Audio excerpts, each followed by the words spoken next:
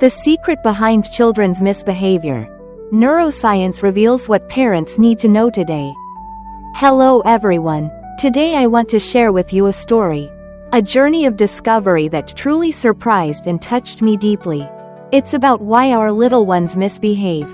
Those moments when they interrupt us, hit other kids, refuse to clean up their messes, or even talk back in ways that drive us parents up the wall. But what's really going on inside their minds and bodies? Join me as we dive into the world of neuroscience to find the answers.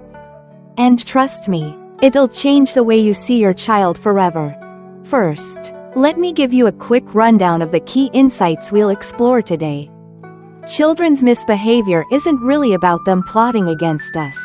It's rooted in their physiology, specifically their autonomic nervous system. When kids slip into a defensive state, they're primed to fight or flee, leading to actions we label as naughty. And here's the beautiful part. Our loving presence as parents can help them shift back to a calm, regulated state, reducing those challenging behaviors. So, let's get started. How have we been misunderstanding our kids? Hey, picture this. It's late afternoon. Your child is screaming, tossing toys everywhere, and you're left wondering, why are they doing this? I bet many of us have heard that kids misbehave to test us. That it's part of their brain development. We're told they challenge rules and grown-ups in all sorts of situations to build their brain's structure. When they don't yet grasp the rules, they keep pushing us. Even as they grow and understand boundaries, they still test them to gain independence. Sound familiar? This explanation makes us think they're doing it on purpose, that they're aware and choosing to act out. But what if we've got it all wrong? I was genuinely moved when I came across the work of Professor Stephen Porges, a psychiatry expert from the University of North Carolina. He says kids' behavior doesn't come from calculation but from their autonomic nervous system, a part of them they don't even consciously control. What does that mean? It means before your child thinks, "I'll scream to annoy mom," their body has already reacted. Neuroscience shows the brain decides before we're even aware. So those tantrums? They're not some grand scheme. They're your child's way of surviving in this big, sometimes overwhelming world. The polyvagal theory. Unlocking your child's inner world. Now, let's step into something amazing that Professor Porges introduced. The polyvagal theory. It sounds fancy, but I promise I'll make it relatable. He explains that our physiological state, how we feel inside, depends on the vagus nerve, a key player in our autonomic nervous system. When things are going well, when your child feels safe and loved, the ventral vagus nerve kicks in. You'll see them light up with bright smiles and hear their soft, happy voices as they connect with those around them.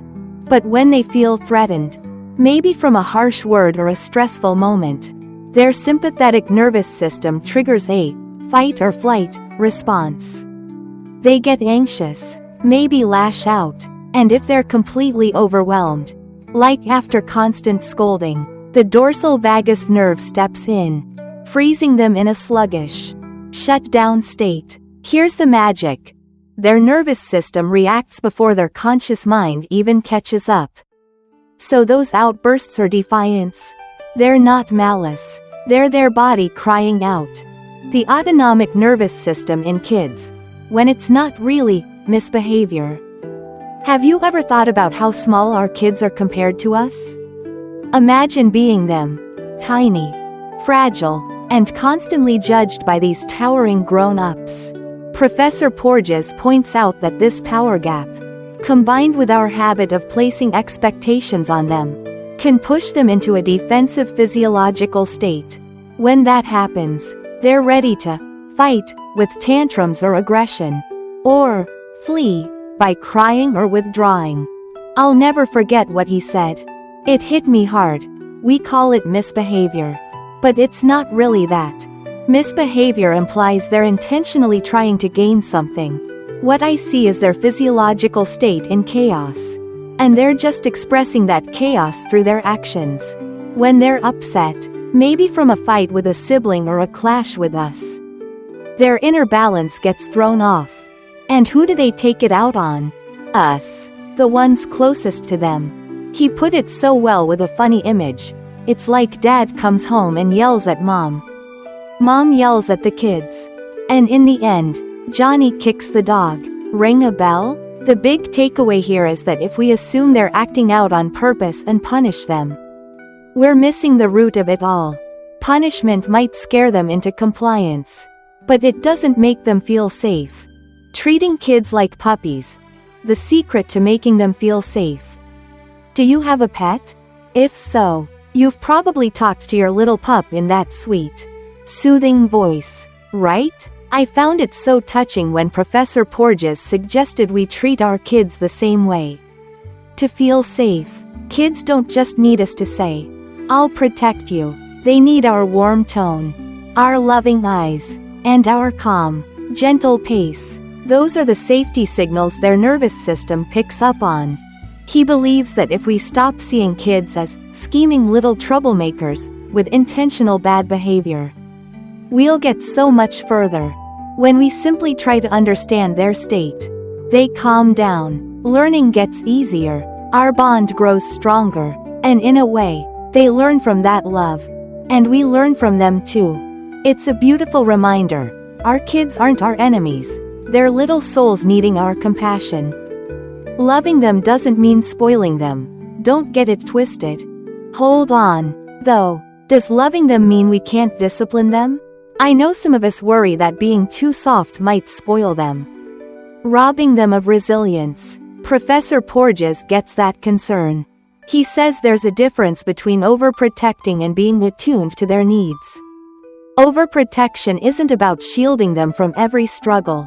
It's about being there, listening, and figuring out what's shifting their state. That's not coddling, it's smart, effective parenting. Being there for them. The power of true love. Finally, let me share a story from a mom I recently met. Her son used to be a nightmare at bedtime. Screaming, crying, leaving her in tears too. But things got better, she said. What changed? I started staying with him a little longer, helping him instead of fighting him. And he calmed down. Before, she'd get stuck asking, why won't he just sleep? Now, she sees his bedtime resistance as a chance to support him.